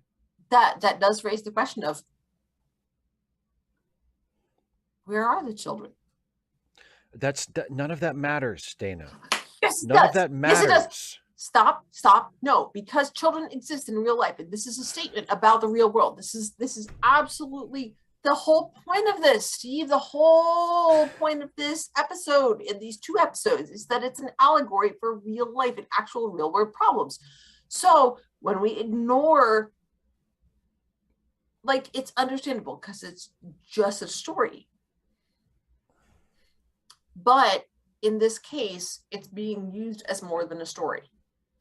So you can ignore things that aren't important, but I would argue that children are important. So real children are important to their real parents. These are imaginary children that we don't even meet, that aren't even characters in the story. They're just part of an anecdote that the important character They is are relating. They are part of a policy. They are part of a policy. And the whole thing is about how policies affect people. Like, the whole thing is about all these policies that they have about the whatever they call these little sanctuary cities things. The sanctuary district, yeah. Exactly. The sanctuary district. Okay. About how they affect people. And so if the implication is that her children, she's being checked into the sanctuary district because she, whatever, doesn't have a job, don't really care. Okay. And her children aren't being checked in with her because children can't be in the sanctuary district because children can't be transients or whatever. Like, in that case, what happens to these children? Like, that's a significant gap in the allegory, not the narrative, which is fine. But the whole point that this okay, is okay, but listen, you're spending all this time talking about this. What about the what is the problem with the line that the actual character in the story has? That when she says, when Julian says to her, "It's not your fault that things are the way they are," and she says, "Everyone tells themselves that, and nothing ever because changes." everybody doesn't What tell is wrong themselves with that. that line? Because everyone doesn't tell themselves but that. the fact, okay, but she is a character in a story. I don't she's care, not. Steve. She's not an omnipotent narrator. No, she's a character in an allegory, not just a narrative. An allegory specifically. It is not just a story. It's not just fiction. It is fiction that is trying to make a point. It is fiction that is trying to make a point, specifically a parallel. And this is a problem with the parallel. It's taking something important. It's like I was telling you about the coffee bean. There are issues. One of my significant problems with the coffee bean is that it did not take the metaphor and use it in what is actually a useful way. It used it in a hurtful way instead of a useful way. And it could have used it in a useful way. Okay, but no, they choose to be hurtful. But what is not useful about a character who represents people who work within a flawed system, recognizing that the system is flawed and saying and feeling some guilt or responsibility for that, and not taking the opportunity to absolve herself of that guilt, because Julian is trying to be compassionate to her and say, "It's not your fault. You're not responsible for the way things are." And she, that's not how we feel. We don't feel responsible for the way things are. We feel responsible for what we do or don't do. Oh my God! Not everybody. Oh God, she's a character in a story, She's and she's a supposed to human being. represent a real She's a person. human being, and human beings don't always feel what you think they ought to feel in a given situation. It's No, but human completely. beings I don't. feel like I feel human like it's beings. completely natural for a character in her situation to feel the way she feels and expresses in that episode. I don't. I No, no, no no, no. no. So much no. Oh my God! I do. Okay, stop. Okay. Okay.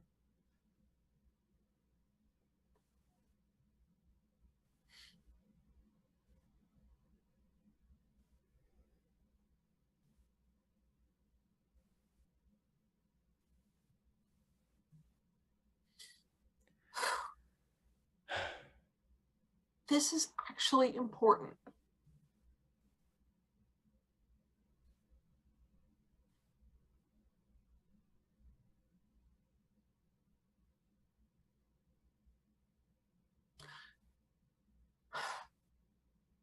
Nobody ever, ever feels responsible for systems, even when they are.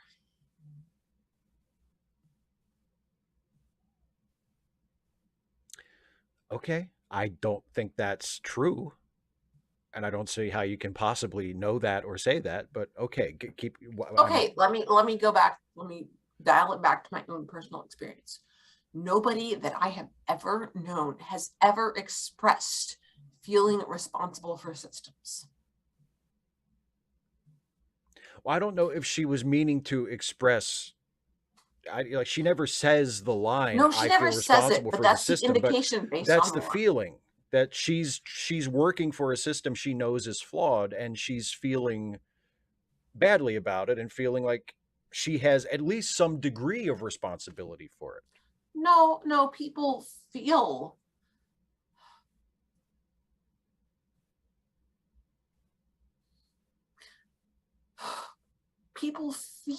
responsible for not doing enough. Well, maybe that's what she feels.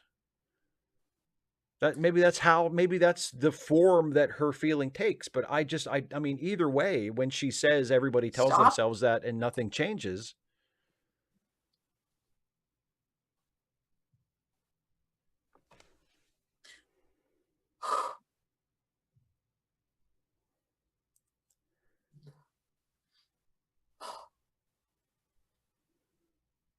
It's not just my experience.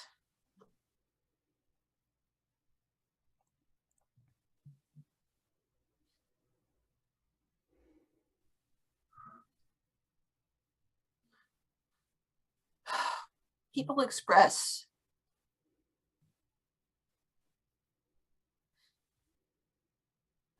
feeling guilt for what they don't do, or guilt for not being able to do more.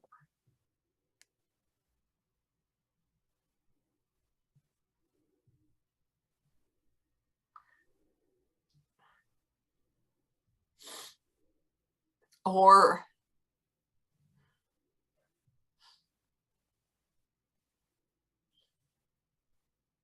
again, I'm not just that's why I'm sort of having a pause and think about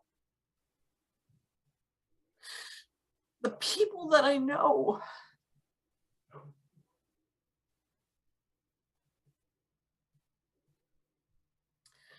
People express confusion about why the system works the way it does.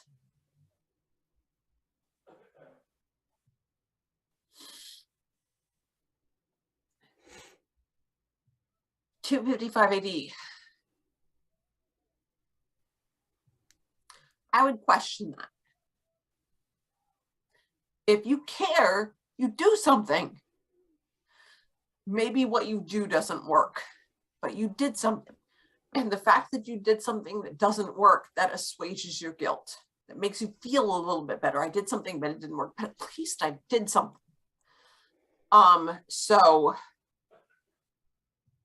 again, that's a little bit semantics, but I think it matters. You know, she feels responsible for maybe being in a position of authority and not, maybe she chose to protect herself, to keep her job rather than to do something that would have jeopardized her job further after she let this person go. Never mind that letting this person go was maybe not the best choice, but whatever.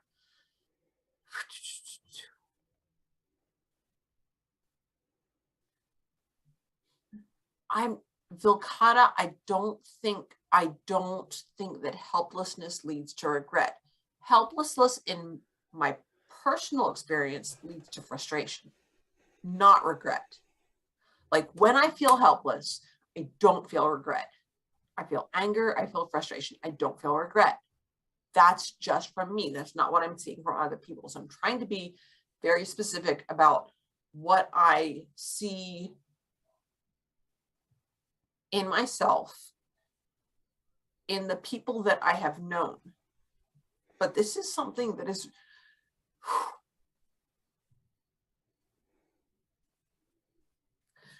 that really resonates with my experience.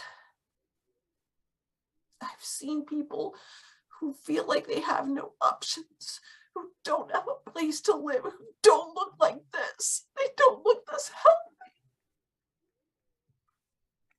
Okay. Listen, I'm gonna end this. Okay? No, Yeah, Dana. I'm upset, but this is important. Okay, but I'm not gonna let this go on forever. So Okay. okay. I'm watching the time because I know. Well, it's not just I that. want to go. I want don't to want look to. at my sides, and I want to play Wordle, and Okay. I want to look at the music for tomorrow. Okay. Because I got my call back. It's important. Too. And yes, it is. But I'm not. I don't. This isn't. You know. I mean, you're. Okay. First real. Yeah, I'm okay. Okay. I'm upset, and it's real, but it is real. We need to talk about real things. People need to talk about real things.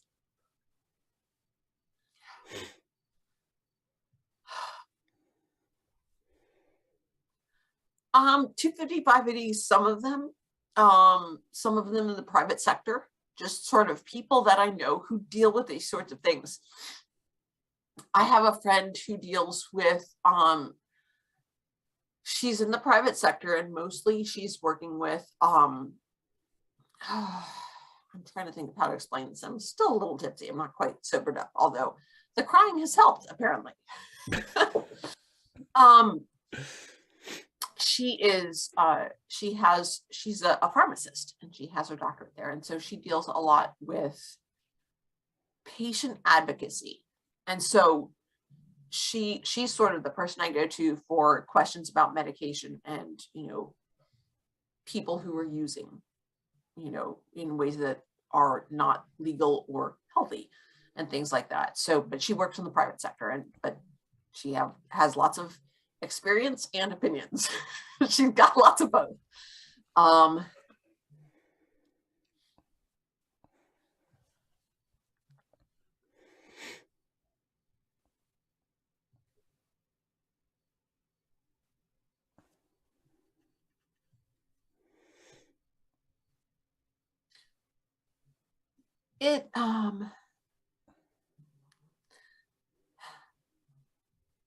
Yeah, I'm good. John McWutt,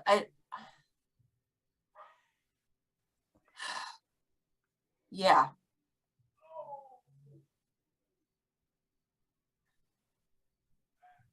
I don't know if that's a thesis,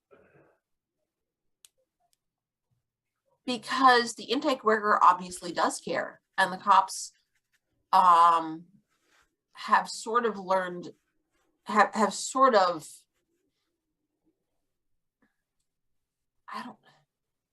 I mean, again, like Steve, this is maybe more your speed.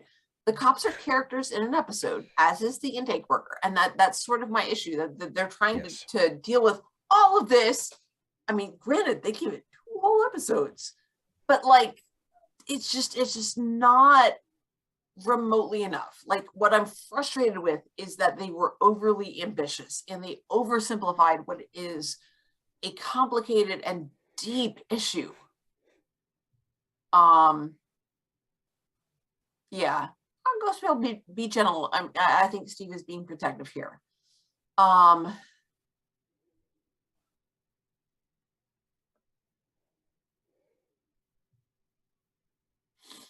Caitlin, I hope you're wrong there. I really hope you're wrong. I really hope we can realign these situations through more steady pressure. That is what I'm centering my life around. Well, I would hold up my postcards, but they're not right here in my bag. But postcards to voters, encouraging people to contact their elected representatives to say, hey, I'm a person, you know, and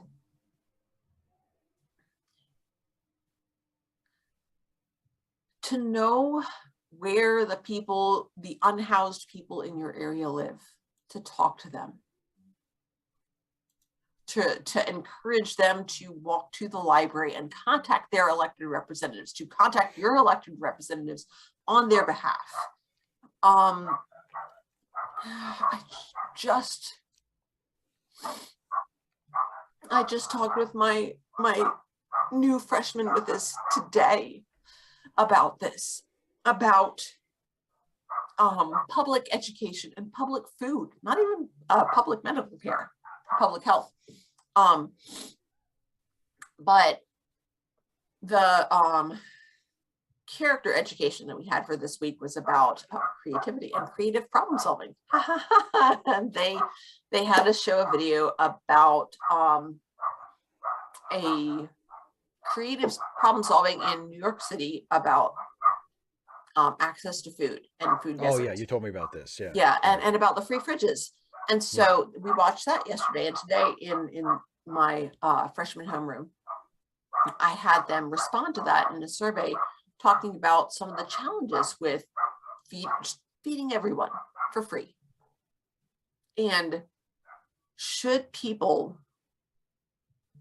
have access to good food, even if they can't pay for it?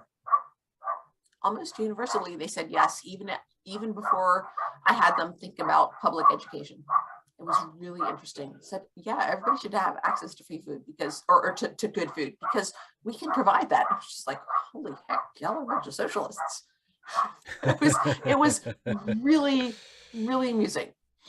And a little encouraging, hopefully, that, you know, that was such a popular sentiment. 255 AD, I like what you say there. I think a lot of people, a lot of regular people think I can't change anything. And what you're saying is specifically a person who does a job like hers wouldn't think that way. Absolutely. Because here's why, because we see the difference that we make to individual people. We think maybe we can't change, like we can work to change the system and maybe it won't change. But in the meantime, our job allows us to make differences to individuals. And that really does matter. So I think people who were in these sorts of service jobs, Steve, are the dogs coming through? Because man, they're yeah, loud. the dogs are definitely coming through. Yeah, I'm sorry. It's fine. Sorry. It's not your fault. It's not your fault. I know. I'm just like, wow. If you can hear it, your microphone can hear it. Yeah. So despite the fact that I got my earbuds in. Ooh, they're noisy. Our neighbors have puppies. Indeed. A lot of them. Boy, did they ever. But okay, so anyway, I mean, yeah. Philip, hi. Yes, no, they're outside. They're outside. There are several of them. There are a lot of them. All right, I'm looking at the chat. Then okay, I was going to say. I mean, I mean, you'll look at the chat all night, but like, if you have a final point to make about the episode, if you want to make it, and then we can do Wordle, and then we can wrap it up, if that works for you.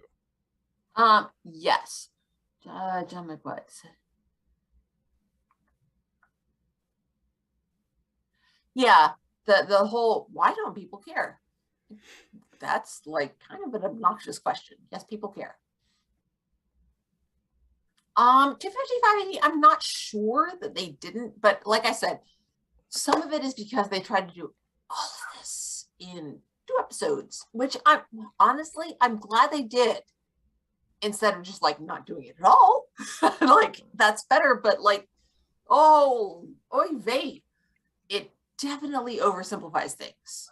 It even as I feel like they tried, bless their hearts, but I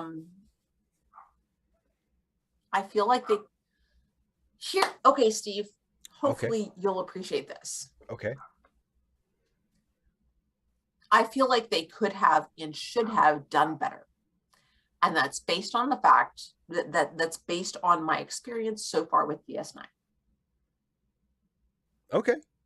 I would not say that it's a perfect episode, but I mean, like I certainly the feeling I come away with after watching it is certainly not, well, I wish they had done better. I mean, I think it's a pretty solid episode. You know. I will say I'm more invested in this episode. Yes. Because of the issues that it touches on. Yes. So are at least hopefully, so other people have said this is what I'm here for. People want in on the discussion. So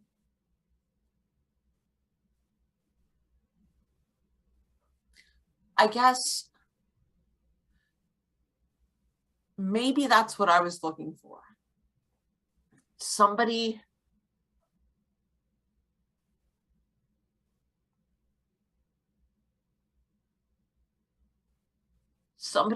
pushing back on Bashir and Cisco, saying, what makes you think that we don't care?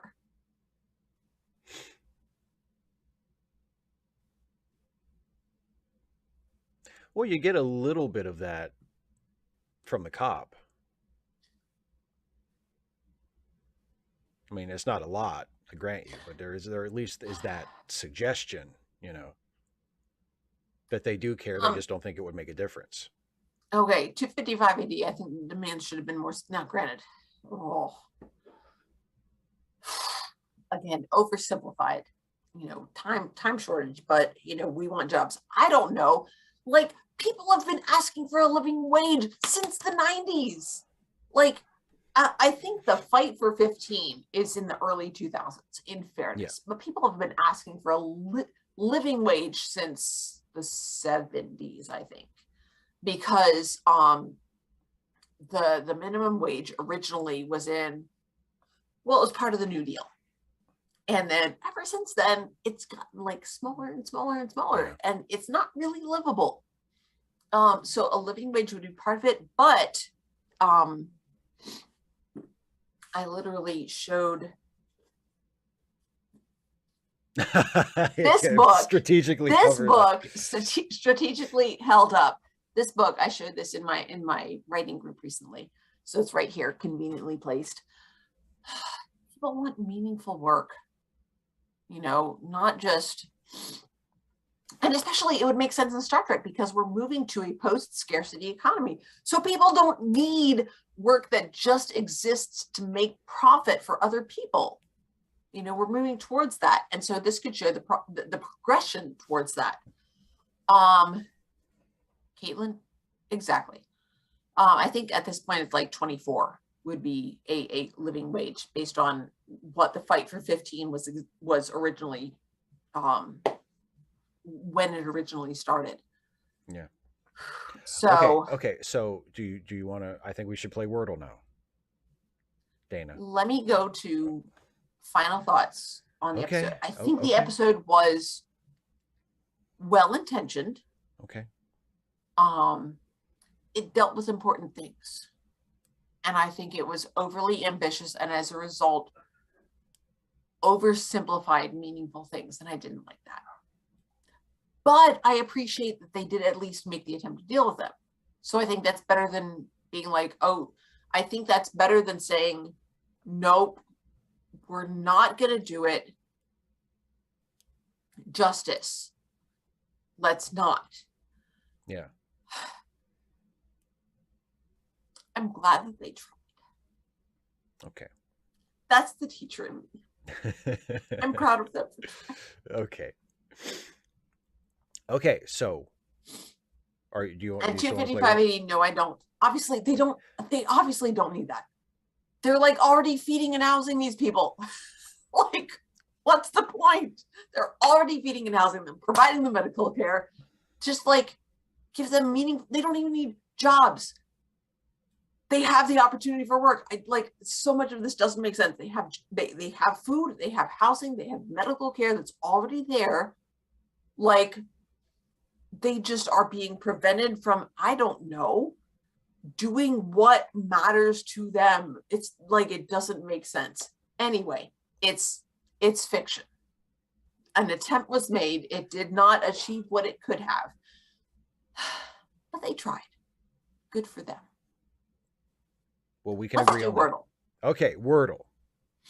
So, as usual, if you've never seen us play Wordle on the show before, the way it works is Dana cannot see the Wordle board. She is only going by what I describe to her. Everybody else watching the show, as you can see the Wordle board. If you have not played today's Wordle yet, you are free to join us and make guesses and such in the chat. If you have played today's Wordle and you know the answer, please do not give away the answer. Okay, so the two-pronged opening strategy. Your first starter word is? Hearts. Hearts or heart. Yes. Yeah. Oh, yeah. H-E-A-R-T. Right, because the second one's going to be lions. Indeed. Okay, heart. While you're typing that in, what we got? Heart gives us an E in the right place, and that's it. Okay, go ahead and go with lions then. Lions. Okay, Caitlin, while he's typing that in, sort of, not exactly. Honestly, I think they dialing it back some. They didn't need to demand anything. They needed to figure out what it is they wanted to do. They had housing, food, medical care. I'm not entirely sure what they didn't have, but they're angry. Let's go. Okay, you know, they're angry because reasons. Okay, so lions gives us an N, but in the wrong place. Okay. And that's all. Okay. So we know that, we know that the second letter is E, and we know there's an N in there somewhere. Go ahead. Okay. So maybe the. Ooh.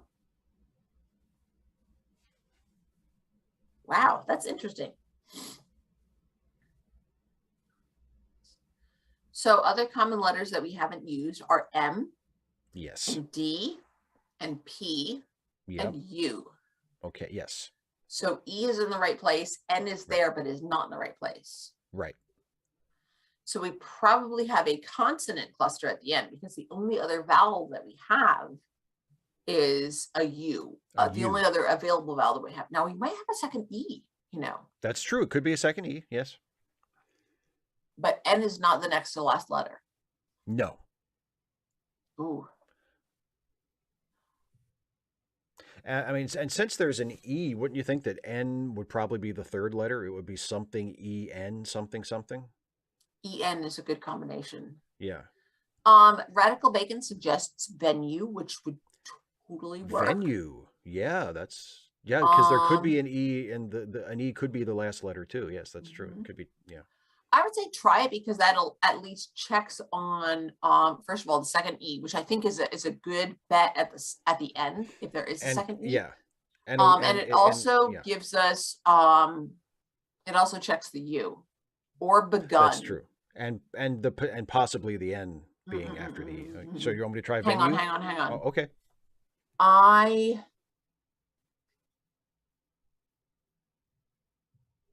Debating.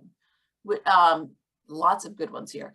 I'm debating. Okay, so for our next one, I think Radical Bacon's third suggestion, pence, is probably the best because it has a second E at the end, and I think the P and the C are good choices as well.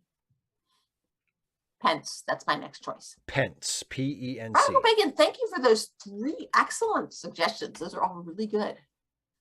Okay, pence is not it, and the N is not after the E. Okay. And there is a second E, but it is not the last letter. Okay. So that's the and there's no P and there's no C. There's no P, there's no C. The E is still in the right place. The N is still in the wrong place, and there is a second E. So I guess the second E would have to be after the first E now, you would think. Which would mean the N is either the first or the last letter.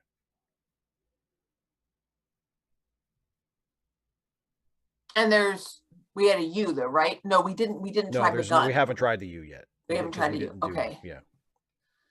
Blank EE blank blank and it ends somewhere. Yeah. Assuming that the two E's are side by side, which I would think is probably it, but I mean, maybe not. John McWant, we tried pence and that indicated that there was a second E.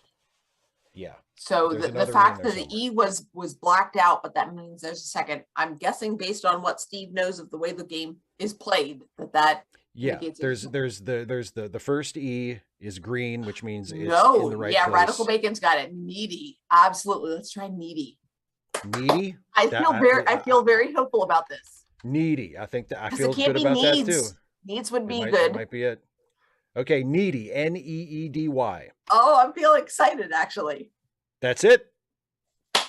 That's it. Good job, Radical Bacon. Thank you. No, I'm so proud of us. Good job. That's it. Yeah, this was a great learning experience for how what it means when we see there's a second letter and trying it out. That's really cool. I would say, seeing what it means, except I didn't see anything. So I'm like, no. So yeah, needy. Awesome. Yay us. Yay us. We are still undefeated. We are still undefeated. And we make a great team. Somebody earlier in the chat was saying that they did get defeated by, I only play Wordle on Wednesdays with everybody else, with like us, like our team. Yeah. Yeah. Team Shives. Well, it's on your channel. And it is Star Trek. It's on a Star Trek show. So there's that. And they said they got defeated because they had one of those where it's like, okay, is it this one? Is it this one? Is it this one? Those are always the ones that beat me when it's like I have 3 guesses left and there's like 6 possibilities. It's like, oh no. Yeah. So shall we draw the festivities to a close? Let's indeed. So okay. Oh, Steve. Yeah, yes. What are we doing tomorrow afternoon? Tomorrow afternoon. You're going to read me a story. Oh, that's right. Because yes, I'm going to read you a story, which will be "It's a Good Life" by Jerome Bixby. Because and the reason we are reading that story is because on Friday we are doing a special edition of Readaway, where we are first going to talk about the short story, and then we are going to do a watch along of the Twilight Zone episode that is adapted from the story, huh? Called It's a Good Life. Called It's a Good Life. And it's that. Well, Steve, hypothetically, if I wanted to watch It's a Good Life along with like us, how would I see this? Well, if you were in the United States, I think the only place it is currently streaming is Paramount Plus. So I don't know where it's available outside the US, but if you want to watch with us and you don't happen to have it on DVD, which many of us do, and you want to watch it on streaming, Paramount Plus is the place to see it, or if it's available wherever you happen to live on another streaming service. But yeah, we're going to do that. That'll be Friday right here on this channel, starting at 6 p.m. Eastern. So I'm really looking forward to that. No pressure. I really hope I like it. Well, me too. I mean, because like I think it's a classic episode, Caitlin, actually, let me. Mind you, remember next week is a Hilda week. Yes. What are we watching next week, Steve? Next week is Hilda, and it is. Let me look it up. I don't remember none of this. I believe it is the last episode of season 2. Yeah, The Stone Forest. Season 2, episode 13 of Hilda, The Stone Forest. Yeah, this is because you want to do the movie too, right? Yes. So how many shows will that take us? Let me see. How long is the movie? The movie Hilda and the Mountain King is about an hour and a half. So we could probably do 2 episodes out of it. Okay. Well, why don't we go ahead and reveal? I mean, because Yes. that's it for Hilda, right? Yes, after the next episode in the movie, then that's it for Hilda. Keep dancing, Ostrich. Well, we're certainly glad that you popped in to spend some time with us. Absolutely. Okay, so after Hilda, there will still be lots and lots of DS9. Yes, so we will have to watch something else. Something else. Gee Willikers. What could it be? Well, so one thing that I have watched and loved, and that Steve has not seen, yes, is the BBC's miniseries North and South. Indeed. With Richard Armitage. It's one of your favorite things. You have talked about it with me for a very long time. Lord, if you've seen Disney's Rapunzel, or excuse me, Tangled, it's Rapunzel, let's be honest. Where they talk about the smolder. No. Oh, where he says, look back at me. Oh, break my heart. Poor bankrupt, break it once. Oh, Lordy. So that is. But you looked it up. Where could somebody see that, Steve? Well, again, here in the U.S., I don't know what the availability is other places, but here in the U.S., the best place to stream it seems to be through BritBox, which I subscribe to as an add-on to my Amazon Prime membership. So that's where I would be watching it. The question is it available, or would it be available to enough of our viewers that enough people could watch along with us to make it worth doing for the show? Now, the upside is it's only 4 episodes. So it's not like we'd be watching it like forever and ever. We just, it's only 4 episodes. And then we have to find something else.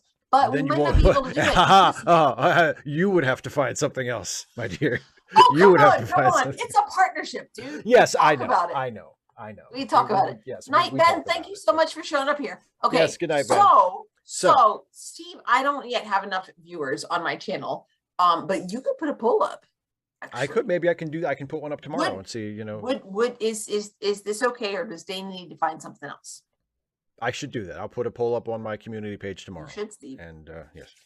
Oh! I didn't ask you ahead of time. I'm so sorry. What? Speaking of polls. Do you want? Yes, I want to know. I want to know. Okay. I want to know. I actually checked it earlier today. Did you? Yes, I did.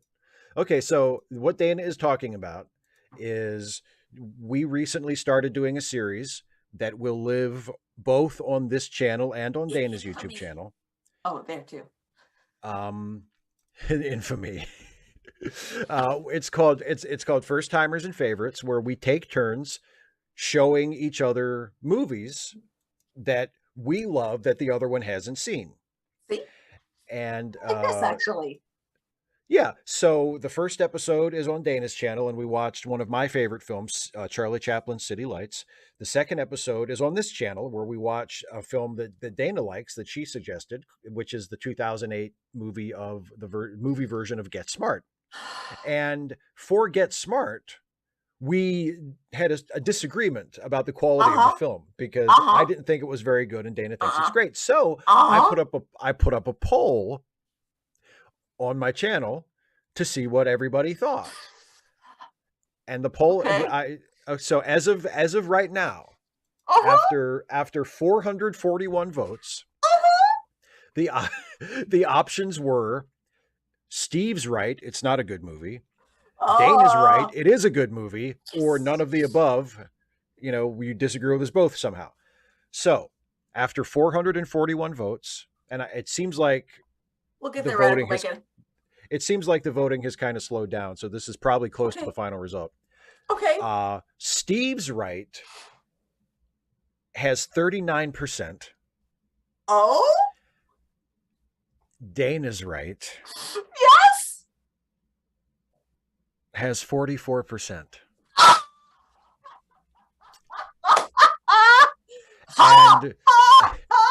And bringing up the rear is none of the above with 17. So Dana wins.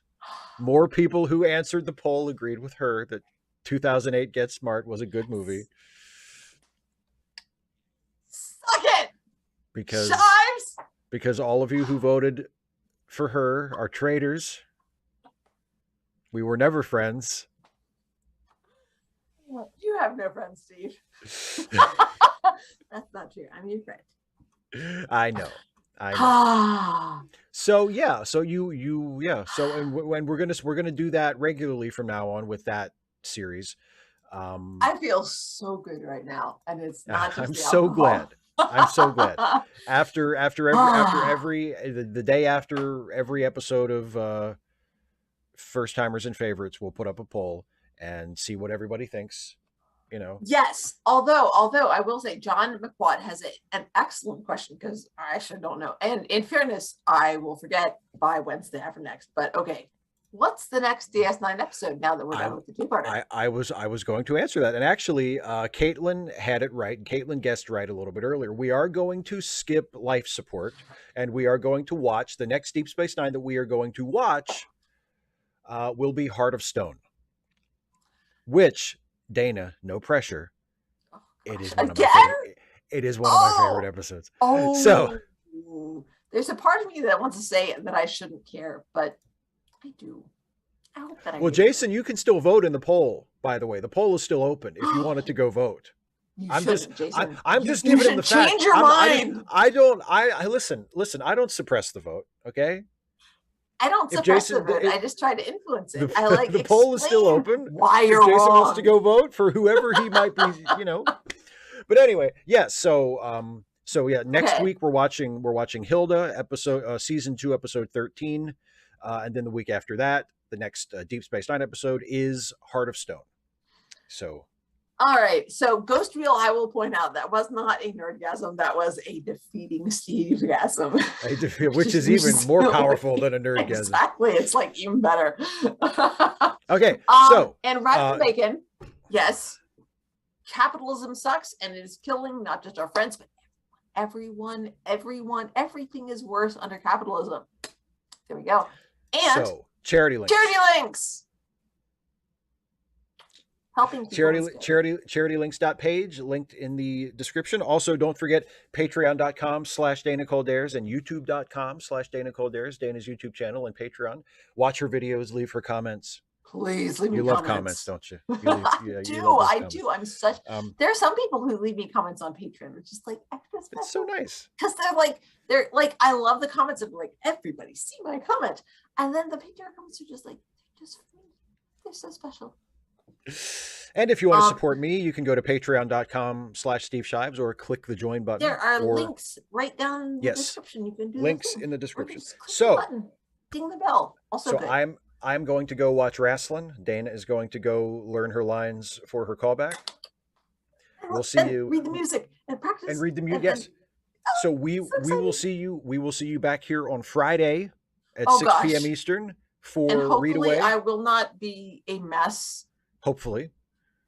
Because the cast list will be posted by then. Hopefully I'll be like. Hopefully you'll be on cloud 9. Cross your fingers for me, folks. My fingers are crossed for you so hard. So yeah, so we'll see you on Friday, and then we'll see you back here next week for another Trek Reluctantly, where we will be watching Hilda again. So yay! All right. Thank you so much for joining us. And also don't forget the poll. Vote on whether or not you will be able. And also, yes, I'll put that up comments tomorrow. On the poll. Yeah. About whether because maybe you would just be interested to listen to us blather over whether or not how swoon-worthy is that smolder. Indeed. All right, so I'll put up that poll tomorrow. Thanks everybody for watching. We'll see you later. Bye all. Thanks for the happy wishes. Bye. Bye everybody.